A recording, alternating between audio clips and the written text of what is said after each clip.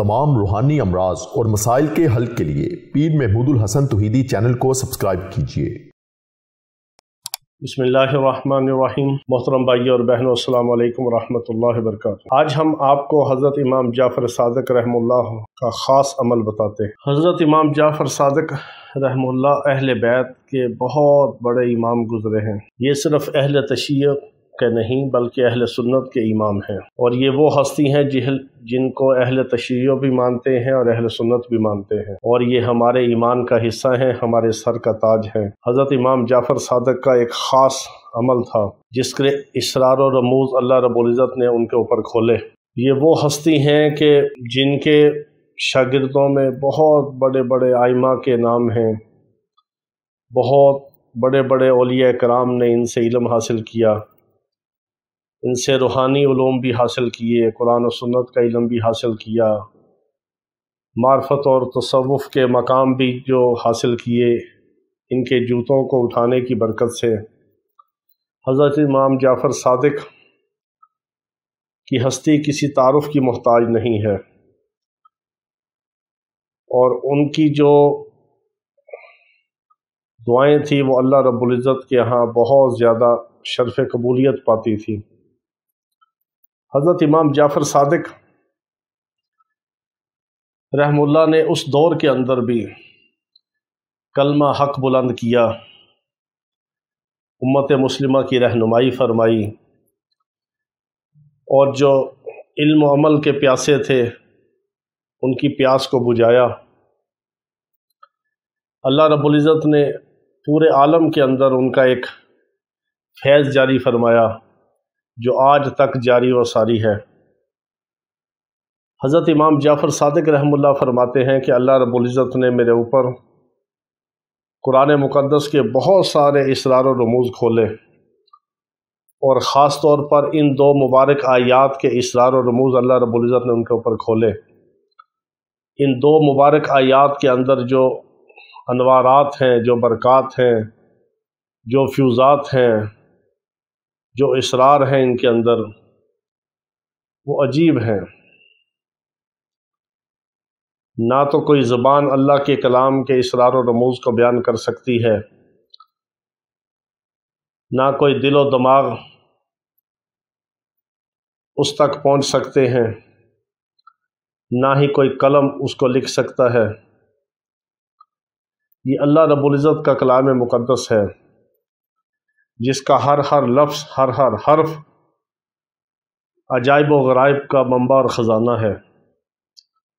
और हज़रत इमाम जाफ़र सादिक़ रहमुल्लाह पर अल्लाह रब्बुल इज़्ज़त ने जो अपने मुबारक कलाम के इसरार और रमूज़ खोले, उनमें से दो ये ख़ास आयात भी हैं जिनका मैं आज आपके सामने ज़िक्र करने जा रहा हूँ। ये साल हा साल से हमारे तजर्बात के अंदर भी हैं, मुशाहदात के अंदर भी हैं। अल्लाह रब्बुल इज़्ज़त ने टूटा फूटा हमें इसके कुछ चिल्ले करने की, कुछ पढ़ाइयाँ करने की, कुछ इस पे अमल करने की और इसकी बरक़ात को हासिल करने की तौफ़ीक़ अता फ़रमाई।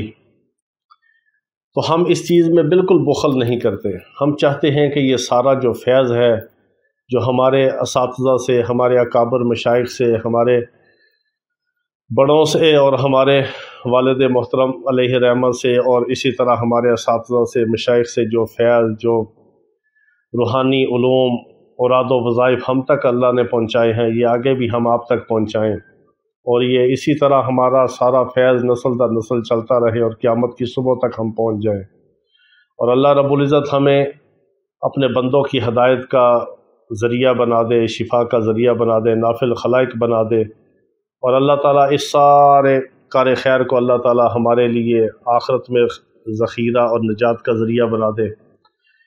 क्योंकि जिस तरह ये दुनिया फ़ानी है, हर इंसान जो दुनिया में आया है उसने जाना है, एक दिन हमने भी इस दुनिया से जाना है, इस दुनिया को छोड़ कर जाना है।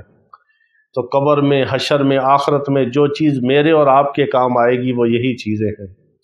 नेक अमाल हैं, किसी के साथ अच्छा किया होगा, किसी का भला किया होगा, किसी की दुआएं ली होंगी, अल्लाह के दीन का काम किया होगा, और अच्छा इल्म और अमल आगे पहुंचाया होगा, अच्छी नेक औलाद को छोड़ के जाएंगे।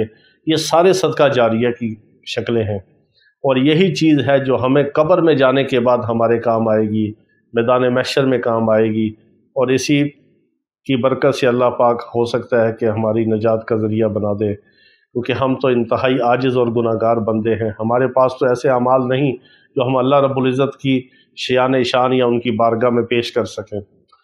تو حضرت امام جعفر صادق رحمہ اللہ کے اوپر اللہ رب العزت نے جو اپنے کلام کے اسرار و رموز کھولے، ان میں یہ سورۃ توبہ کی آخری 2 آیات جو ہیں، جن کے میں نے کچھ اعمال آپ کے سامنے ذکر کیے، ان کے اوپر تو ہمارے سینکڑوں ہزاروں تجربات اور مشاہدات ہیں۔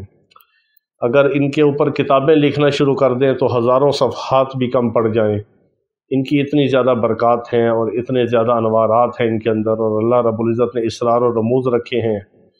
اور سورۃ توبہ کی آخری 2 آیات کے جو انوار و برکات اللہ رب العزت نے حضرت امام جعفر صادق رحمہ اللہ پر کھولے، انہوں نے آگے بیان فرمائے، اور وہ امت تک چلتے چلتے آج ہم تک پہنچے۔ اس کے کچھ خاص اعمال میں نے پہلے بھی ذکر کیے تھے، ایک اور خاص عمل آج آپ کے سامنے ذکر کرتے ہیں۔ یہ اہل بیت کی نسبت سے آپ نے اس کو کرنا ہے، کلام اللہ کا ہے، نسبت اہل بیت کی ہے، اور اللہ کے کلام کو پیارے آقا علیہ الصلوۃ والسلام کی آل پاک کی نسبت سے آپ اس کو پڑھیں گے تو اللہ رب العزت ہمیں اپنے نبی علیہ الصلوۃ والسلام کی اور نبی علیہ الصلوۃ والسلام کی آل کی برکت سے اور حضرت امام جعفر صادق رحمہ اللہ کے فرمائے ہوئے مبارک فرمان کی برکت سے اللہ تعالیٰ اپنے کلام کی اور زیادہ ہمیں برکات عطا فرمائیں گے۔ تو یہ خاص عمل یہ ہے کہ آپ نے اس عمل کو صرف یہ کرنا ہے کہ ظہر کی نماز کے بعد، یہ صبح شام کرنے کا عمل نہیں، صرف ظہر کی نماز کے بعد آپ نے سورۃ توبہ کی آخری 2 آیات کو 70 بار پڑھ لینا ہے، اور اس کے اول آخر آپ نے درود ابراہیمی 7 بار پڑھنا ہے۔ اسی ترتیب سے ظہر کی نماز آپ پڑھ کے، ہماری مائیں بہنیں بیٹیاں جو گھروں میں ظہر کی نماز پڑھتی ہیں، اور مرد حضرات جو مسجد میں یا آفس میں یا کسی بھی جگہ نماز ادا کریں، تو سنتوں سے فارغ ہو کے مکمل نماز کو ختم کر کے تو 70 بار سورۃ توبہ کی آخری 2 آیات، اول آخر 7 بار درود ابراہیمی کے ساتھ یہ دونوں آیات مبارکہ پڑھنی ہے۔ لقد جاءکم رسول من انفسکم عزیز علیہ ما عنتم حریص علیکم بالمؤمنین رؤوف الرحیم فإن تولوا فقل حسبی اللہ لا الہ الا هو علیہ توکلت وهو رب العرش العظیم۔ ان کو آپ نے 70 بار پڑھنا ہے۔ اسی طرح پڑھ کے آپ نے دونوں ہاتھوں پہ پھونک کے اپنے چہرے پہ پھیر لینا ہے، اور اس کے بعد آپ دعا بھی کر سکتے ہیں۔ آپ یہ جب اس عمل کو اس نسبت کے ساتھ کریں گے، پھر آپ اس کی برکات کا، اس کے اندر انوارات کا اور اس کے اسرار و رموز کا مشاہدہ کریں گے۔ یہ بہت مبارک اور مجرب عمل ہے۔ اللہ رب العزت اپنے نام کی، اپنے کلام کی برکتیں، رحمتیں، راحتیں، ہمیں نعمتیں عطا فرمائے۔ باخر دعوانا ان الحمد للہ رب العالمین۔